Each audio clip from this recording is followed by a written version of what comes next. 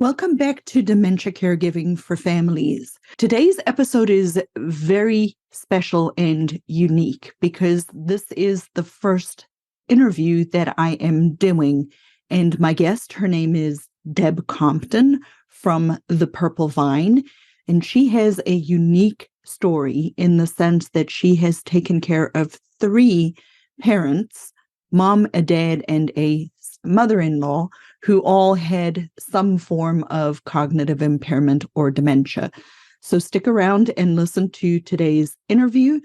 And while you are here today, I want to invite you, if I resonate with you, to consider becoming a founding member of our new community, where for the price of one person, the entire family unit can join.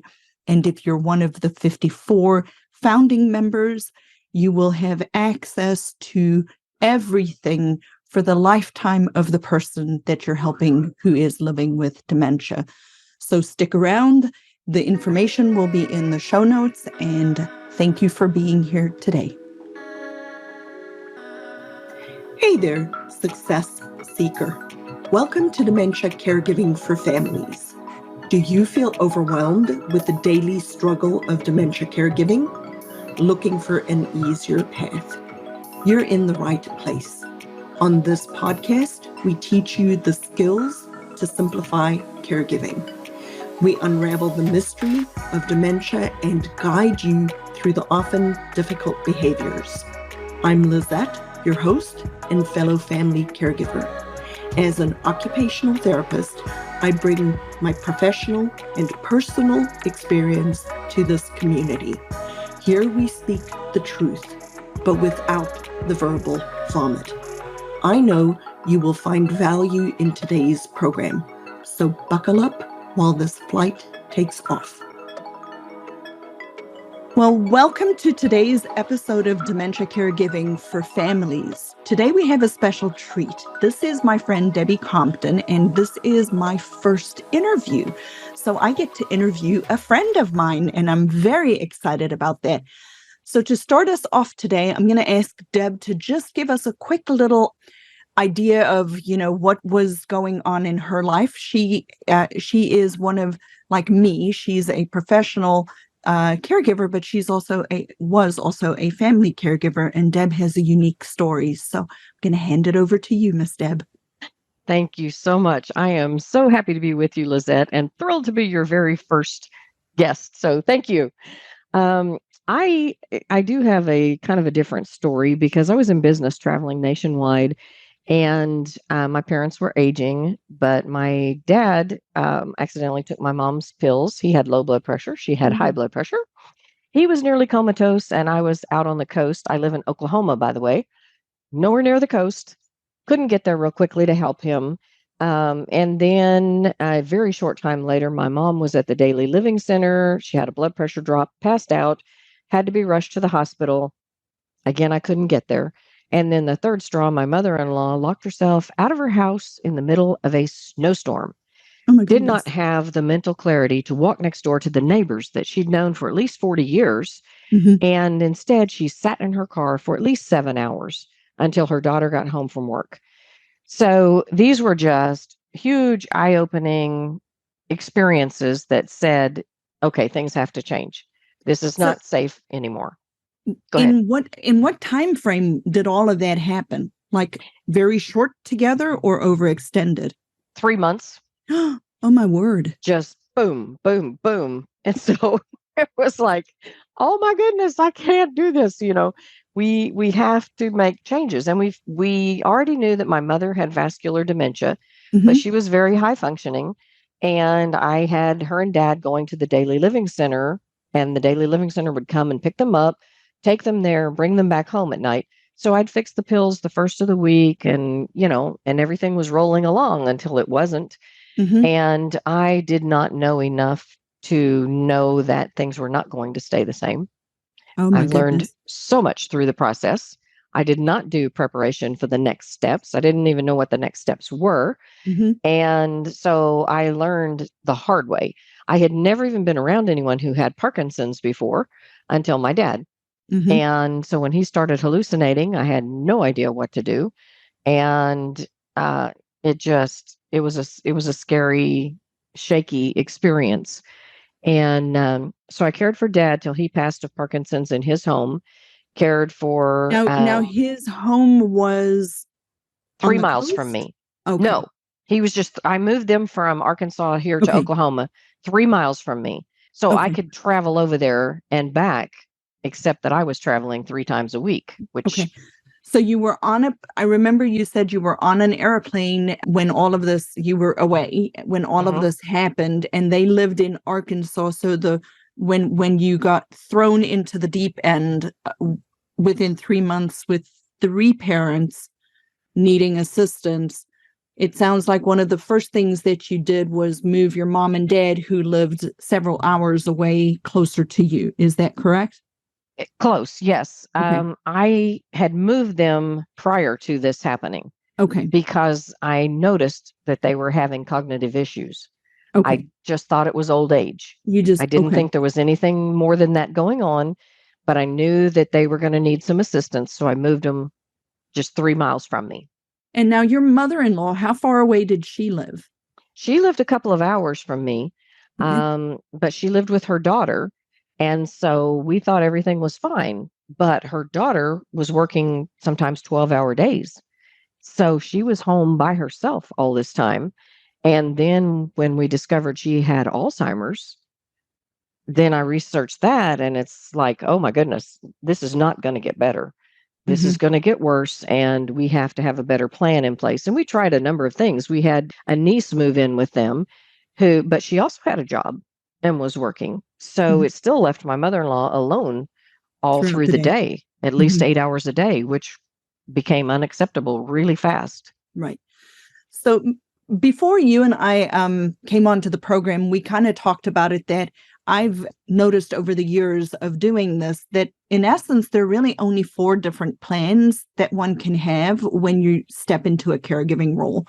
The first one is a person can stay, a parent or whoever can stay in their own home with intermittent care, somebody coming in and out, or at home with 24-hour care, or they can live in a family member's house with somebody coming in and out, or 24-hour care, or an assisted living, or a skilled nursing facility. If I remember correctly, you pretty much did all of those. Am I correct? Yes. Yep. You're correct. Because we started with mom and dad going to the daily living center through the day Hmm. and being brought back home. And then that wasn't enough. And my dad would not move in with me Hmm. and did not want anyone coming into his home, and because he didn't need help, you know. And so we had to work around that. And what we did is I talked to one of my brothers and I said, I've got to have some help. And he had been planning to move back to Oklahoma anyway. He was currently living in Florida. Hmm. So he asked dad if it was okay if he and his wife moved into their guest room until they could build a house. So this completely changed the dynamic. Hmm. This is dad helping him. It's Correct. not him helping dad. Hmm. So dad was very agreeable with that so that he could help him. And that helped me so much because then my brother and sister-in-law took care of the evenings and the night shift, and I took care of the day shift. So it was much more doable with Right. them. So that was dad living at home with pretty much 24 hours supervision. And I Yes. remember he was able to stay at home until he passed away, correct? That's correct. And then your mom was the one that, remind me of your mom's story. My mom had vascular dementia for over 20 years. She was the first one diagnosed and the last one to pass away. She just passed away a couple of months ago. Right. And so she went through all the phases. Okay. And she wound up, she, at the end, in the middle of COVID, I had to move her to a memory care facility. It Hmm. broke my heart. I felt like I was letting her down, and I cried and cried, the whole thing. Turned out to be the best thing in the world for her because she had new friends, she had activities, there were things to do, there were things going on. She perked up And it allowed me to be able to be her daughter again, not be the Mm-hmm. mean one that was making her take a bath, making her take her medicine, making her do all these things she didn't want to do. I could just we could enjoy each other's company again. So where I thought it was going to be horrible, horrific, terrible, it was fantastic. Mm-hmm. And For that's something that I think caregivers really need to hear, because we have that mindset that we're letting them down, and that wasn't the case. Did you know that caring for a person with dementia doesn't have to be this hard? If you are struggling and you would like to join our next free workshop, it is this coming Saturday. The topic of the workshop is 3 tips how to avoid challenging dementia behaviors without stress, anxiety, or burnout. I invite you to walk away with science-backed dementia caregiving skills that many professionals don't even know after attending this free workshop on Saturday. If you'd like to register, message me the word workshop on Instagram or check out the link in the show notes below.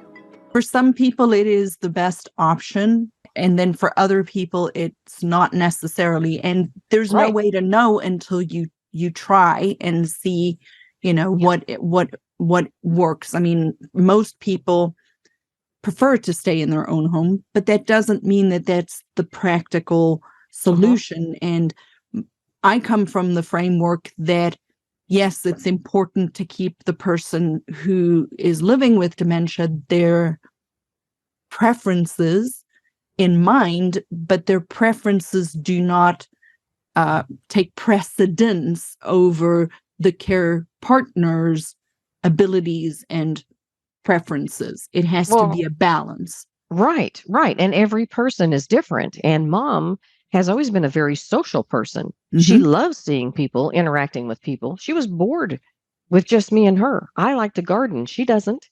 She wants to sit and watch movies. I can't sit and watch movies all day. And so it wasn't good. But then, I had to move her because she was passing out. And she was having these sudden blood pressure drops, and she outweighed me by 35 pounds. And so it wasn't safe anymore. It wasn't safe for either of you. No, not at all. And her doctor is the one who told me. He's like, this is not a good situation. You need to move her to memory care so that she can be taken care of, because she forgot how to use her legs when she was sitting in the bathtub, and I couldn't get her out. I couldn't lift her. So you have to be practical about it and evaluate that situation and that person, and the fact that too, mom never said, don't put me in a nursing home. So I was blessed in that. She didn't really care. Dad was very much against it. My mother-in-law was very much against it. So my mother-in-law, we moved into our home, and I cared for her with Alzheimer's, which was the hardest thing ever, because it's 24/7 complete exhaustion. She would always be more antsy and prone to wander at night. And so more than one occasion, I was chasing her down the street at 2 a.m. because she'd pulled off all her clothes and gotten out of the house. And so everybody's different. Everybody is different. So for people listening related to your mom-in-law and the helping her with 24 hours supervision in the house, what did you learn from that you would have done differently now if you could redo it? Oh, so many things. Number one, you can't do it by yourself. No. You need a team, and you need to get that team in place no matter what you have to do. From the beginning, not wait until too late. Oh, yeah. I waited way too late. I waited until I was in full-blown caregiver burnout, which I didn't even know what it was. Didn't know what was going on. I just knew that I was mentally, physically, emotionally exhausted. I was just exhausted. What I hear you saying is that anybody who gets a diagnosis of dementia almost immediately needs to start planning to put a team together. Yes. and who Yes. the team is. It's not saying that that team is jumping in right at the beginning, No. but you cannot wait until you get to the caregiver burnout phase to Mhm. start to scramble to find the team.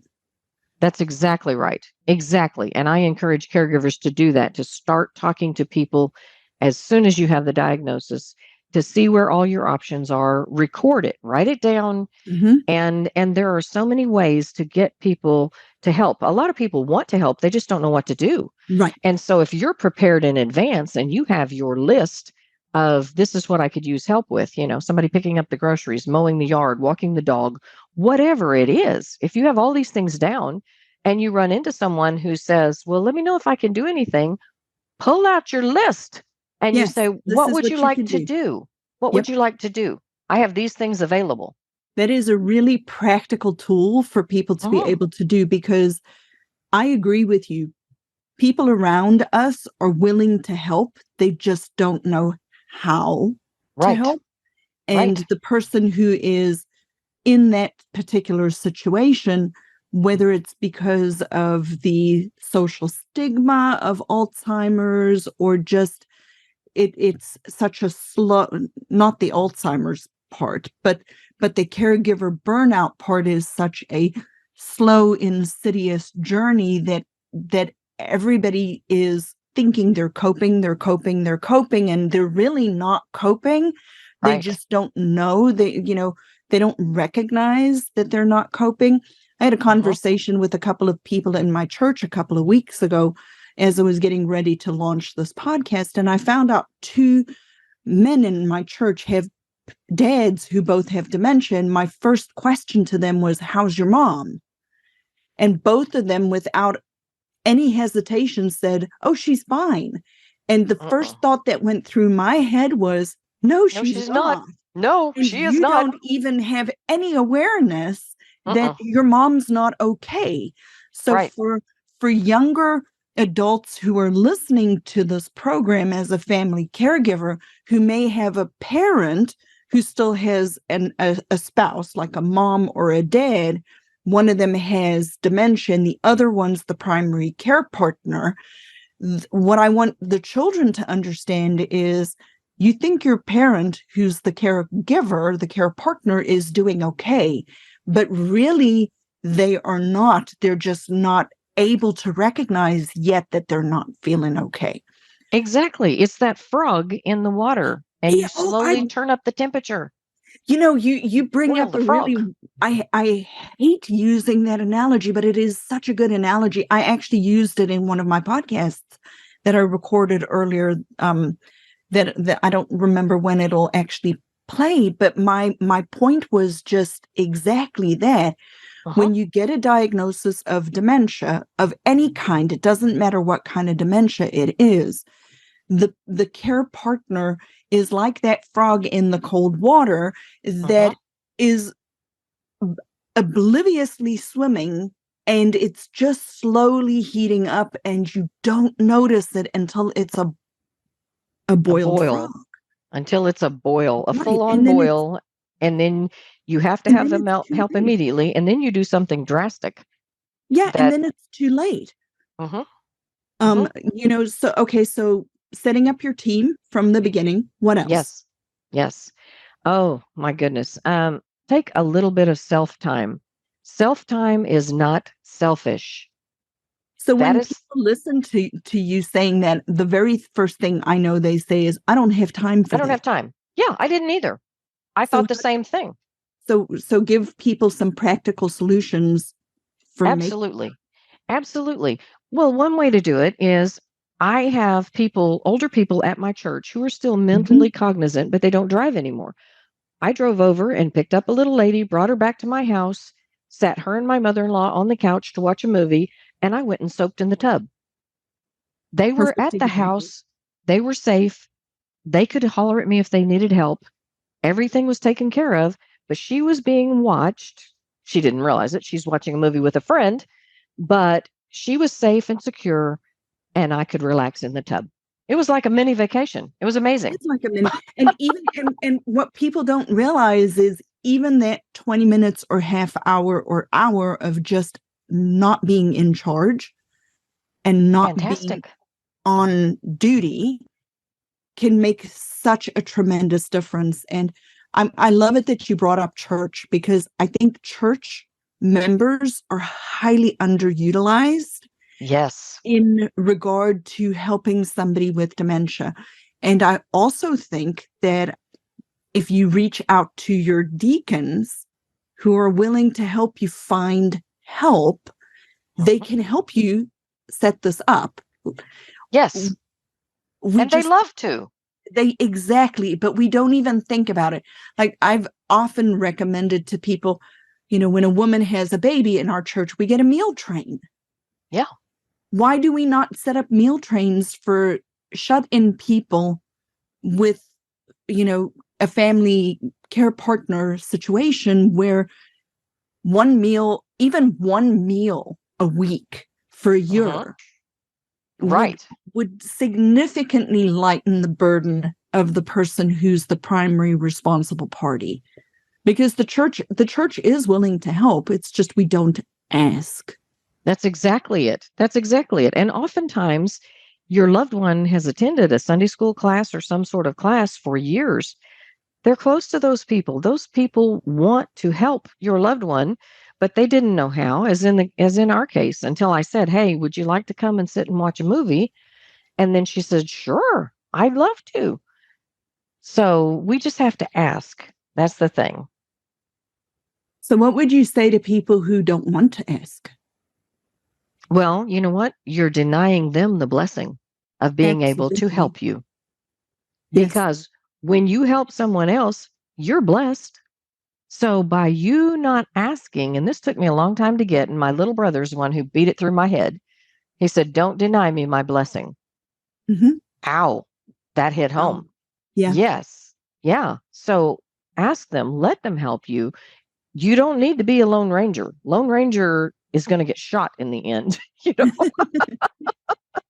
We need to take community and take care of ourselves some too, because sadly, the statistics show that a caregiver then winds up getting sick, being Mm-hmm. hospitalized, having problems. And I know I did. I didn't go to the doctor. I didn't take care of myself. I didn't go to the dentist. And so I'm trying to help people learn to do better than I did starting off. Now, I got much better after two of my loved ones passed away. I got my certifications, I got my training. I learned a lot of great tools that would have been super helpful had I known before, Mm-hmm. but I didn't. And you do the best you can with the information you have. But that's the third thing that caregivers need to do, is to educate themselves about the particular disease that they're dealing with, Mm-hmm. and use reputable sites, whether it's the Mayo Clinic, alz.org, depends on what your situation is, but research that disease and learn about the steps and start putting things in place before you get there so that you can have a smoother journey. That's very, very true. I find it I think it's a really good plan for people to research it on their own, but there are also a lot of tools out there that can streamline the process for people. And I also, the more I do this as an occupational therapist, yes, I think it's important for us to know from a treatment perspective, medical treatment perspective, what type of dementia somebody may or may not have. But the boots on the ground, it doesn't really matter for the Right. family caregiver to know the idiosyncrasies between this dementia and that dementia and this dementia. It's more important, I think, for the family, and you can correct me if, from your experience, but I think it's more important for the family caregiver to truly understand the progression, and not so much the word stages, but to understand that if your loved one, and I always hate to be, I feel like sometimes I'm the bearer of bad news, but it's like sometimes people get a diagnosis and they don't truly understand that if this person lives long enough with this process, that they will need 24-hour care. and that if Right. they live long enough with this process, they are going to pass away. Those two things are right now fact. And so we don't prepare ahead of time for the fact that a person might live 5, 7, 10 years with this. It's Or one 20, thing, like my mother. or 20 like your mother, right? Uh-huh. Some people have dementia for 10 years and have a heart attack and pass away. But I'm Uh-huh. not talking about those people. I'm talking about we've got to consider ahead of time what we're going to plan for. We know that if they live long enough, they will need 24-hour care, and we don't prepare for that.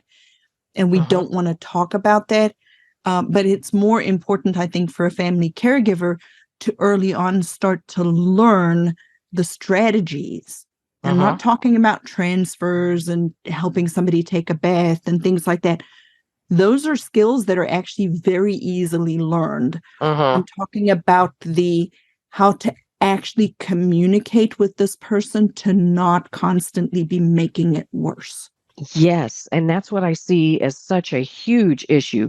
And plus, when I do consultations with caregivers, that's what I will do, is to prepare them for the next steps or the next progression of the disease, because we don't know when it's going to happen. Some people stay at a plateau for a long time and then take a big drop and then stay there for a while and then drop again. But every step of the way, and this is the thing that I like to emphasize, there's still joy to be found. Oh, Life is thank not you. over. There's still laughter to be found. When my mother could no longer speak, we still had laughter.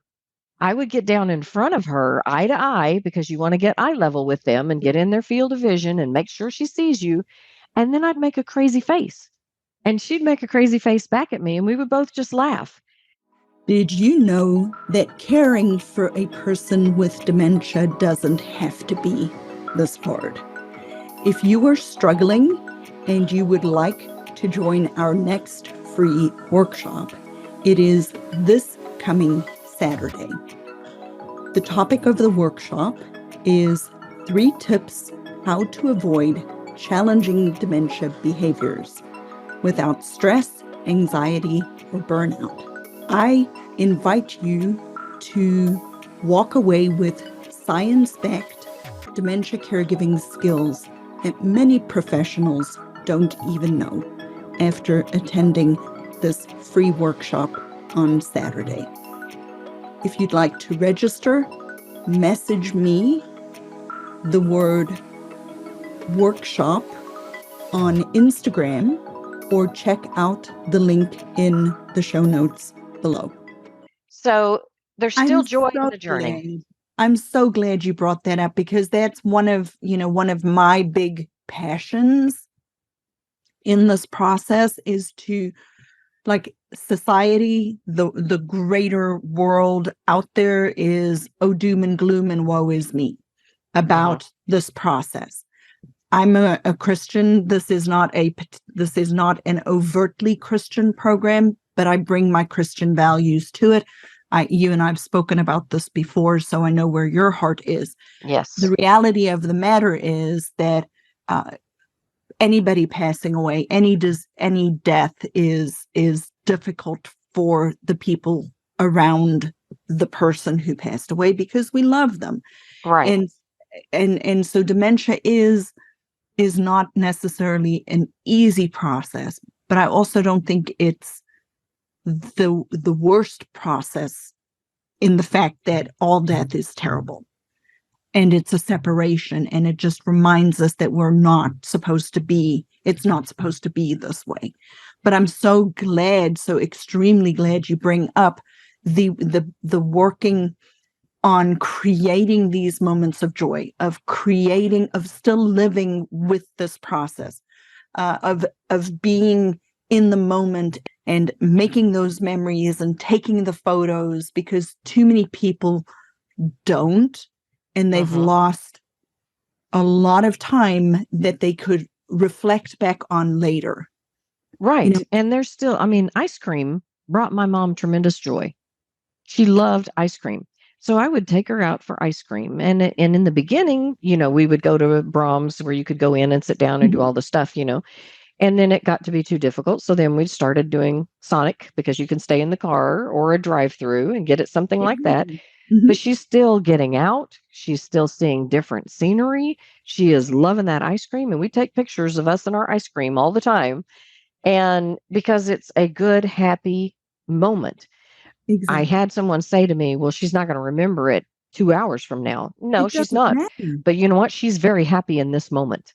And I But am who very is happy going in to this remember it? moment. But you're going to remember it. Yes.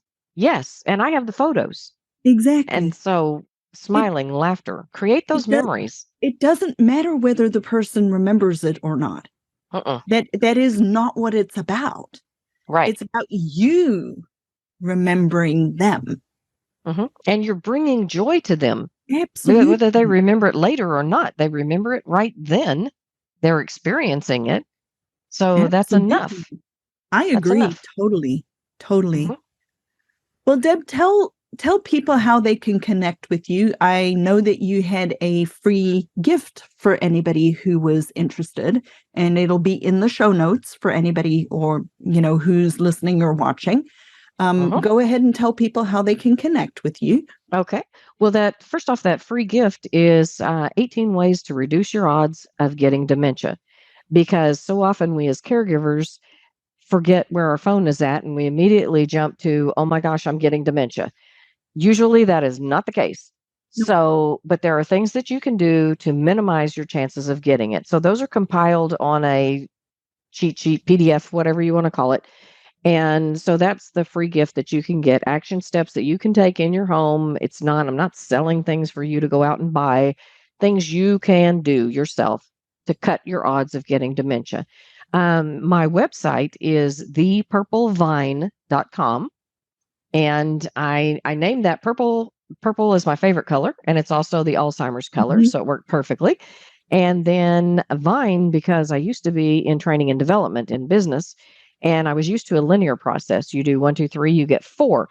Quickly discovered dementia is not like that. You do one, two, three, you get 7, 12, 144, -2. I mean, it's all over the board. so, For sure. so, and I'm a gardener. So, Vine made sense to me. And then I am a Christian as well. And John 14, I am the vine, you are the branches. He that abideth in me bears much fruit.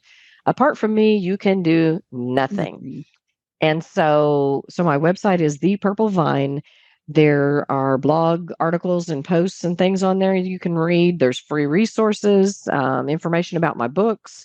And you can also sign up for an email list where I give away other free things and teach short, actionable things to make life safer, easier. Because my whole mission is to empower caregivers to reduce their stress, block burnout, and learn to laugh again. Yeah, for You sure. have to have the joy if you're going to get through it. I'm so glad that your free gift to people is actionable steps that they can take to prevent dementia, because so many people believe that there's nothing that you can do, and there is a lot of Yes. research that indicates that there is so much you can do for your own cognitive wellness. The Uh-huh. thing that I want people listening to understand is that if you do notice that you're having difficulty with your thinking and it doesn't go away, don't ignore it, Uh-huh. because sometimes we wait too long saying it's stress or whatever. If Uh-huh. it truly is something that keeps coming back, don't ignore it, and don't allow your doctor to tell you, oh, it's just old age. Right. Right. Well, and to your point in that, it could be reversible dementia. That can be Exactly. caused by a UTI, an infection, Or stress, um, low or vitamins, yeah, stress, dehydration. There's a exactly. host of things. And so you could be worrying, thinking you have dementia when all you need to do is drink more water. Or you're slow, low on a vitamin B or a vitamin Yes. D or something else. And so yes, people I don't want people to go to the one extreme, but I also don't want my fear, usually not particularly regarding this conversation, but the research shows that they can start to trace back true changes in people's thinking 10 to 15 years before signs. The problem is that the doctors and the medical field just tell you there's nothing wrong. Don't worry about it. Yes, don't worry about it. That's the other extreme, Right. So there are two extremes. The reality is you really do know yourself. Right. And if you see the signs, like you said, go to the doctor. A simple blood test is all that's going to tell you tons of information. Tell you that, like you said, if you're just low on some of these vitamins and you need a supplement, you start taking that supplement and then the brain fog clears. Now, if you tested and everything was fine and everything lined up perfectly, and you know that you are having reoccurring memory issues and problems, then you need to push it and progress for more testing because it is not normal aging. Dementia is not a normal part of aging. No, it is not. And that we will talk about that in a different episode. What is the difference between normal aging and abnormal aging? Because that's my jive. I love that. Yep. We will definitely talk about that. So thank you for your free gift to the people listening. And thank you for being my first interview. I'm excited. Kind of fun and different. And I'll get better at it as I do it a little bit more.